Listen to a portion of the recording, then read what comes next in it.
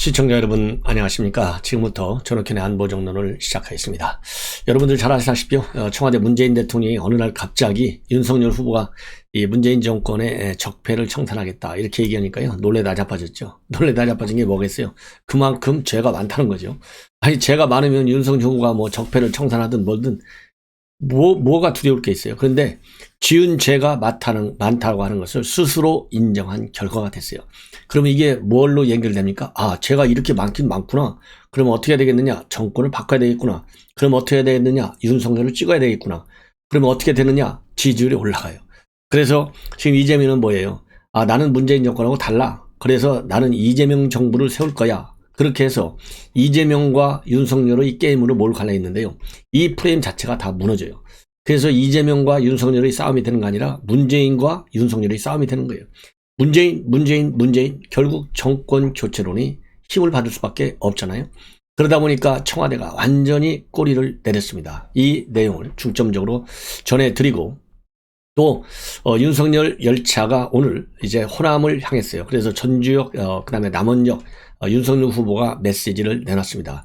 일종의 호남 대장정에 돌입한 건데 지금 윤석열 후보요 잘만 하면 호남 지역에 계신 유권자 여러분들께서 윤석열 후보가 내놓는 메시지와 입장, 공약 이것을 조금만 제대로 이해하시면 아 이제 문재인 정권에 이르러서 자 DJ 노무현 그다음에 문재인 이 15년을 다 해봤는데 호남 뭐 대접받은 게 없구나 이런 판단에 도달할 것이다. 그래서 호남 차별론 이제는 윤석열 후보가 들었으면 국립 통합 차원에서 제대로 호남에 대한 이 공약 철저히 이행하겠다 이런 입장을 오늘 내놓고 있습니다. 자 그리고 또 하나는요 이재명 부인 김혜경 씨가 그야말로 엄청난 법인카드를 써가지고 이 파렴치범 행사가 됐잖아요. 그래서 이게 하는 논란을 야기하고 있는데 그러다 보니까요, 이 가장 측근이라고 하는 이 배비서관하고, 그 다음에 밑에 실무비서관, 이 둘이서 하도 양이 많이 들어가니까 뭐 초밥 12분 들어갔는데 아들하고 김혜경 씨하고 둘만 사고 있는데 이 도대체 누가 이렇게 많이 먹어챘겠냐. 진짜 둘이만 먹는 거냐. 이거 기생충 있는 거 아니냐.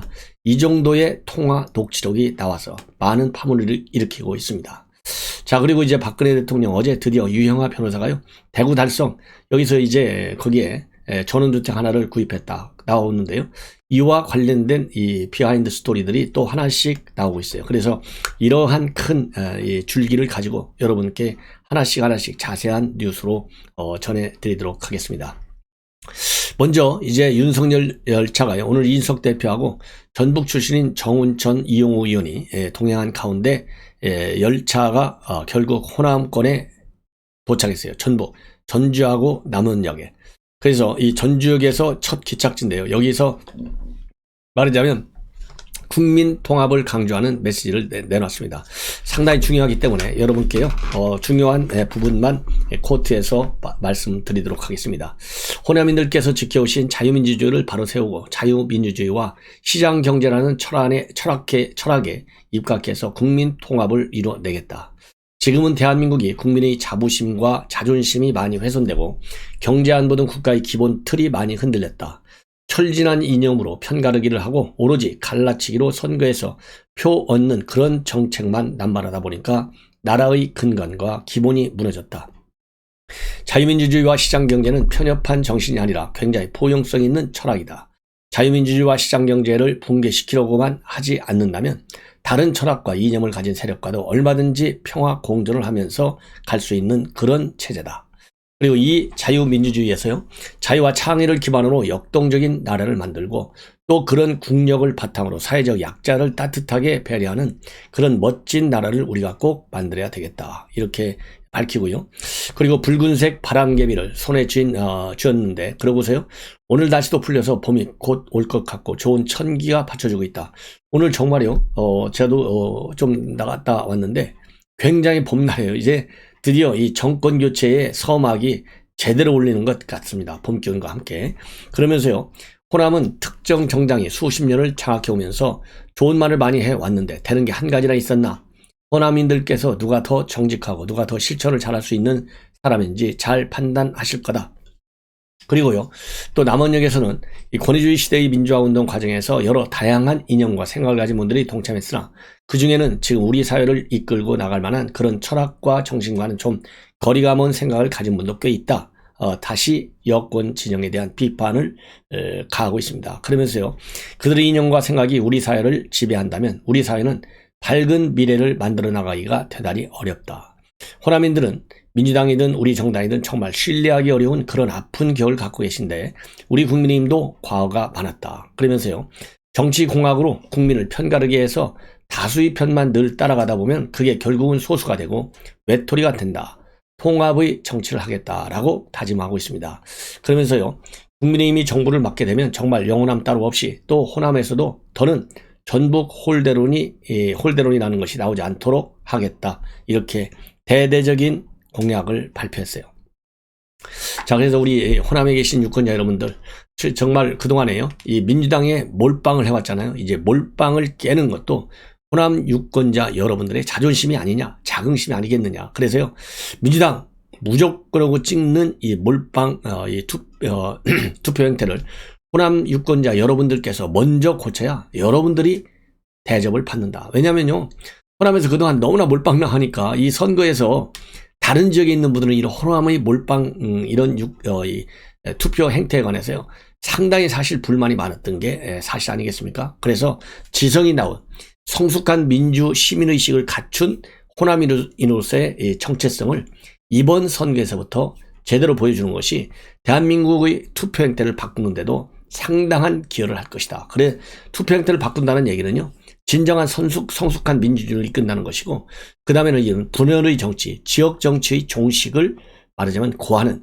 그러한 역사적 정치적 의미도 크다. 그런 의미에서요, 윤석열 후보가 오늘 내놓은 메시지에 우리 호남 유권자들의 많은 심리적 이 변화가 올 수 있다. 이렇게 긍정적 기대를 한번 해봅니다. 자, 이번에는요, 이 호남과 관련된 내용이에요. 바로 조금 전에도 제가 모두에 말씀을 드린 대로 청와대에서는 윤석열 후보가 문재인 정권의 적폐에 관해서는 수사할 수밖에 없다. 딱 그러니까요, 이거 보복 수사하겠다는 거냐, 이렇게 강력히 반발했어요. 이 얘기는 결국 뭡니까? 문재인 대통령이 저지른 죄가 너무 많은 거예요. 그러니까 직접적으로, 아니 대통령이 말이죠, 대선의 후보자가 적폐 청산하겠다고 하는데 본인의 입으로까지 이거 뭐 협박 정치하는 것도 아니고요, 경로했다, 사과라. 아니, 대통령이라는 사람이 말이죠, 대통령의 직위에 맞는 그야말로 품격 있는 언어를 써야죠. 그렇잖아요. 왜? 야당의 대통령 후보도 대통령 후보이기 이전에 국민의 한 사람이에요. 그렇죠? 이 국민의 한 사람한테 경로해가지고 사과라. 이게 정치 도의적으로나 민주주의 정치적인 어떤 이 본질적인 특성으로 보나 이게 가당치 않은 얘기다 이거예요. 이렇게 한 얘기는 뭐예요? 그만큼 본인이 저지른 죄가 크다는 것을 우리 국민들한테 적나라하게 노출시켜 준 것이고, 지금 여권의 가장 두려운 점이 뭡니까? 문재인 대통령 양산에다가 그 어마어마한 저택, 황궁을 만들어 놨는데 여기에 가야 되는데 이거 못 가는 거 아닌가? 반드시 여기 양산에 가게 만들어야 되겠다. 그래서 이재명을 끼고 도잖아요. 그런데 그게 정권 교체의 여론에 부합하냐 말이에요. 안 부합해. 그걸 강조하면 강조할수록 정권 교체의 힘을 얻어요. 그래서 지금 이제 어떤 문제가 있느냐. 청와대가 그렇게 강공으로 나왔는데 역풍이 부는 거예요. 본래의 청와대 생각은 지금 호남 지역에서의 이재명에 대한 지지율이 굉장히 낮아요. 지금까지는 호남에서 말이에요, 최소한도 90% 이상의 몰빵 지지를 받아야 되는데 지금 여론조사 나오는 거 보면 한 67, 8%밖에 되지 않아요. 70%도 넘지 않아. 또 어떤 조사 보면요, 60%도 안 되는 조사까지 나오고 있어요. 그러다 보니까 이 호남에서 표가 안 나오면 정권은 무조건 내놓게 되어 있잖아요. 그 위기의식의 발로가 바로 이제 문재인 대통령이 직접 나와서 윤석열 후보 내가 용납할 수 없다. 나는 대경로를 했다. 그러니 사과하라까지 나갔어요. 그러니까 청와대가 나가더라도 너무 많이 나가는 거예요. 즉 야당 제1후보요. 야당 후보이자 1등 후보인데 이런 1등 후보한테 대통령이라고 하는 사람이 그러잖아요. 대통령이면 대한민국에서 최고 높은 사람 아니에요? 최고 높은 사람이 직격탄을 쏜 거예요. 나 엄청 화났어? 사과해? 그러면 국민들이 웃지요. 야, 이런 수준 이하의 사람이 대한민국 5년 동안 대통령 했다는 거야? 저렇게 감정 컨트롤 하나도 못하고? 그러니 국정이 망하지. 이런 여론이 나오는 거예요. 그래서 호남 지역에서의 지지를 높이고 그리고 친문 쪽에서의 지지를 높여서 정권을 계속 연장시키려고 하는 문재인 대통령의 생각이 그야말로 역풍에 의해서 오히려 마이너스 작용이 되는 거예요. 자, 그래서 이제 친문, 호남 지역, 이 말하자면 약체 부분을 키우려고 문재인 대통령이 들어온 거예요. 자, 그러다 보니까 지금 이제 초기에는 말이죠. 이러한 청와대의 공격이 있으니까 우리 야권에서도 일각에서는 왜 윤석열 후보가 이런 얘기를 해가지고 참 문재인 대통령이 저렇게 치고 나와가지고 결국은 이 말하자면 야권의 결집을 또 해야 하는 그런 거 아니냐 이런 우려와 일각의 또 이 부정적 평가가 있었어요. 그런데 시간이 지나면서 거꾸로 해요. 이게 중도층들이 와야 이재명도 이기잖아요. 그런데 친문 호남이 오는 것도 오지 않을 뿐만 아니라 중도층이 더 떨어져 나가. 당초 기대와 달리. 왜? 왜냐하면 윤석열 후보가 나 사과하지 않겠다. 윤석열 후보가 옳은 얘기 했잖아요. 내가 왜 사과하냐. 왜냐하면 그야말로 그 이 적폐에 대해서는 문재인 정권도 똑같이 수사를 했을 뿐만 아니라 윤석열 후보가 얘기하는 게 뭡니까? 본인 생각과 그 다음에는 문재인 대통령의 생각이 똑같아. 이렇게 얘기를 했거든요. 왜냐하면 아무런 근거 없이 문재인 정권이 수사했느냐? 아니다 이거예요. 그리고 윤석열 후보도 마찬가지로 불법과 비리가 있는 곳에는 수사가 할 수밖에 없다. 이거는 정치보복이 아니다. 그래서 사과할 일이 아니다. 대신에 윤석열 후보를 비롯한 우리 야권의 여권은 바로 뭐냐? 왜 대통령이 선거에 직접적으로 개입하냐? 개입하지 말라 이렇게 된 거예요. 자, 그렇게 되니까 우리 국민들이 볼 때도 이거 사실 이거를 핑계로 해가지고 문재인 대통령이 그렇게 개입하려고 호시침침 노렸는데 이제 드디어 그 마각을 드러내는 거 아니냐. 대통령의 선거 개입 이거는 마땅치 않다. 잘못된 것이다. 이렇게 해서 중도층들이 거꾸로 NT 이재명으로 움직이는 거예요. 그러니까 역풍이 확실하게 부은 거죠. 왜 이런 생각이 되겠어요? 대통령의 비리, 관련된 비리 의혹, 울산, 월선시장, 김학의 사건, 라임옵투 사건, 이상직 의원 비리 이게 한두 개가 아니요. 그러니까 이런 게 있어갖고 이게 벌벌 떠는 거구만. 이렇게 돼가지고요. 중도층 지지가 더 늘어나는 상황으로 바뀌는 거예요. 그래서 결과론적으로 정권교체론이 더 힘을 받아. 근데 이재명이는 정권교체론에 힘을 받으면 무조건 안 되잖아요. 그래서 정권교체할 필요가 없다. 내가 되는 것도 정권교체가 되는 거다. 그래서 이재명 정부다라고까지 말하자면 네이밍을 해가지고 중도층을 잡아넣으려고 정권교체론의 탄력을 줄이려고 달려들었는데 이제 문재인과 윤석열 판으로 이재명은 아예 하위 개념이 돼버린 거예요. 그러니까 이재명과 윤석열이가 싸워가지고 내가 이재명이가 이끄는 정권은 이재명 정부다. 문재인하고 다르다. 문재인 정권이 아니다. 차별화 전략이 손상이 생기고 오히려 이제 윤석열하고 문재인하고 직접 부딪히는 결과가 되는 거예요. 그래서 문재인과 윤석열과의 전쟁이 벌어지니까 결국 시선은 이재명한테 전혀 안 가고요. 차별화 전략도 먹히지도 않고 직접 윤석열이 이 선거 국면을 주도하는 상황으로 바뀌는 거예요. 프레임이.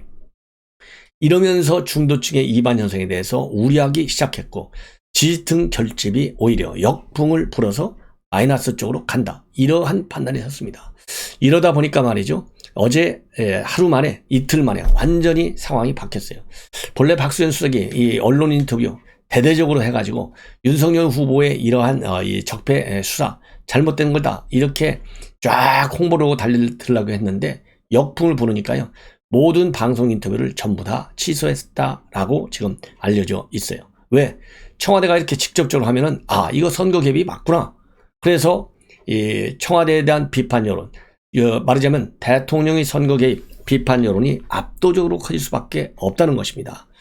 그래서 이 박수현 수석이 정부를 갖다가 아무런 근거도 없이 적폐 수사의 대상, 불법으로 모은 거 강력한 분노다 한다. 사과를 요구한다. 이렇게 했는데 이것이 바로 윤석열 후보가 얘기한 대로 대통령이나 나나 똑같이 법과 원칙에 따른 성역 없는 사정 이건 똑같은 거야.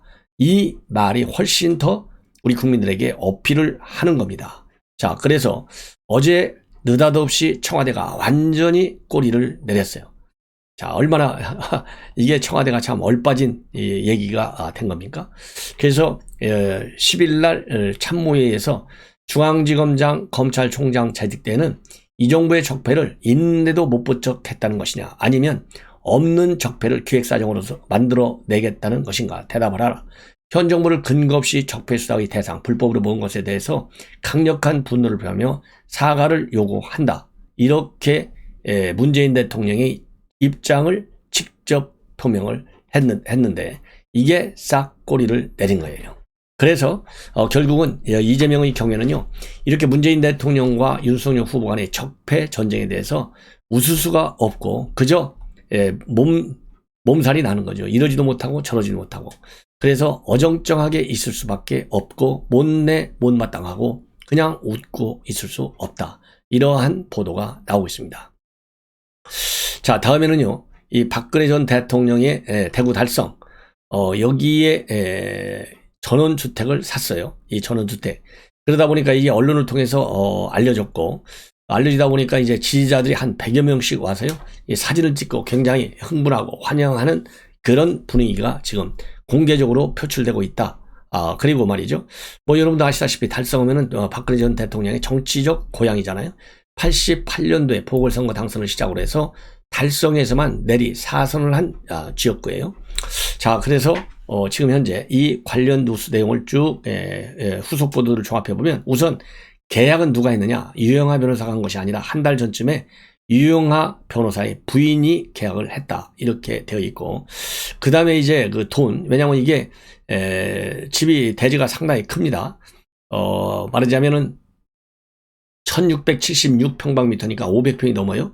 연면적이 712평방미터니까 연면적도 한 140평 정도가 240평 정도가 되고, 이 엘리베이터가 있어요, 내부적으로. 그래서 주거용 건물에는 엘리베이터가 있고 3개의 부속 건물로 되어 있는 제법 큰 저택입니다.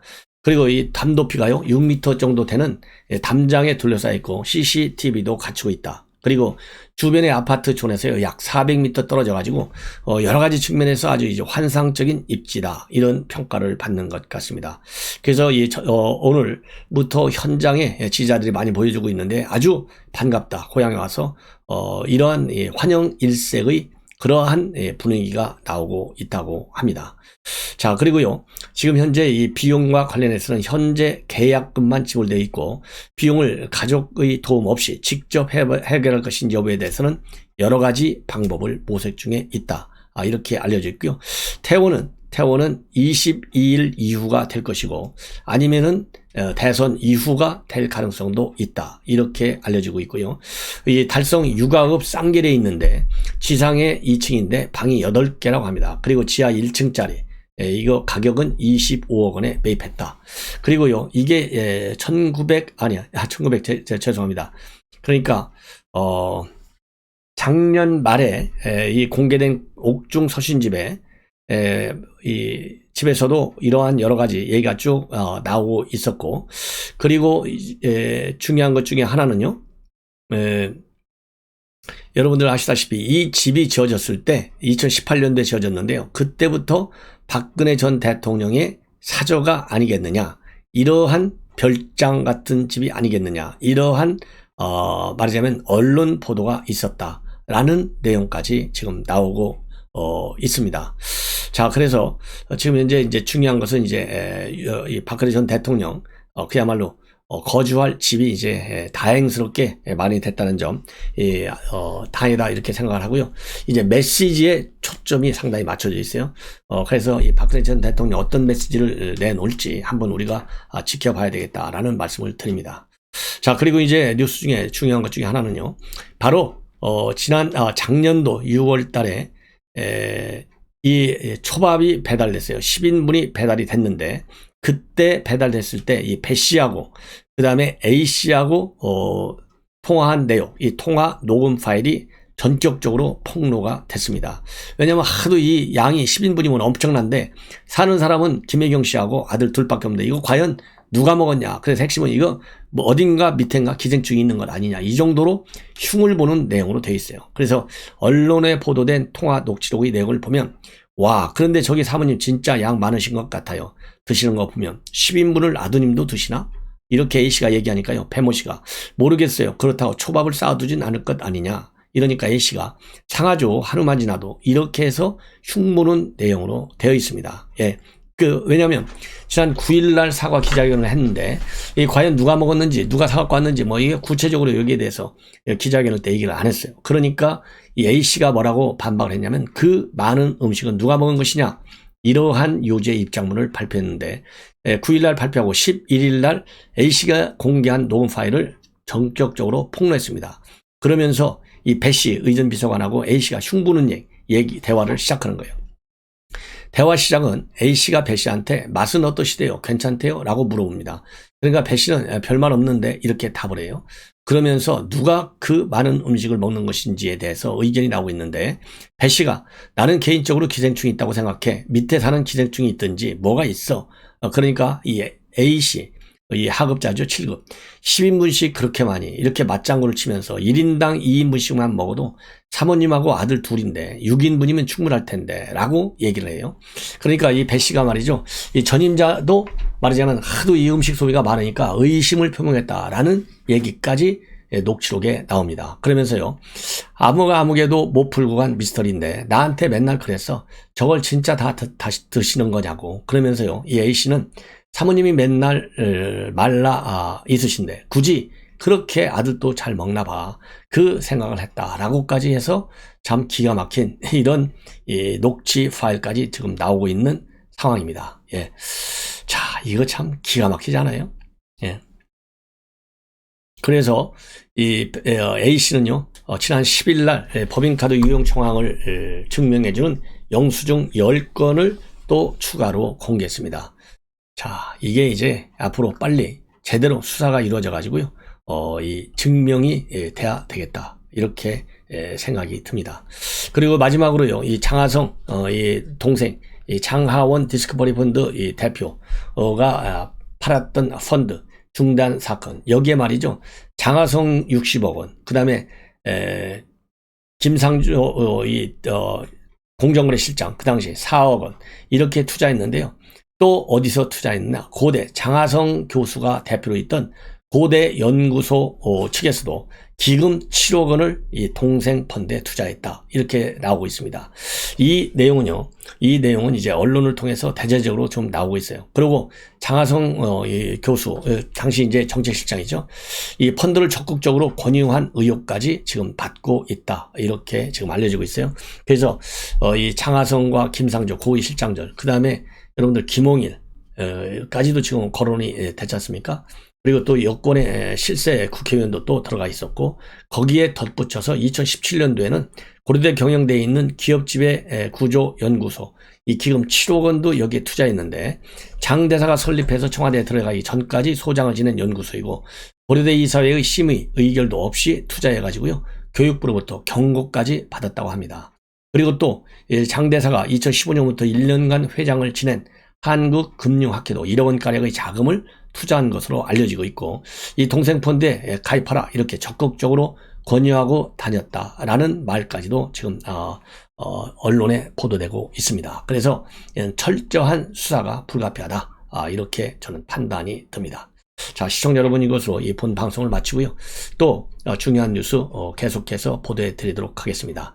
우리 시청자 여러분들께서 알람을 설정해서 많이 시청해 주시고 그리고 이번 대선 때까지 제가 100만 구독자를 모실 수 있도록 주변 지인분들께 여러분들께서요 한 분씩만 도와주시면은 하루 이틀 사이에 그냥 10만이 늘어날 수 있어요. 그래서 뭐 금방 내 100만 될 수 있습니다. 우리 시청자 여러분들께서요 조금 번거로우시더라도 꼭 주변에 구독 부탁드리고 또 내용이 저하고 생각이 같으시면은 좋아요도 함께 눌러주시면 정권교체에 큰 힘이 될 것 같습니다.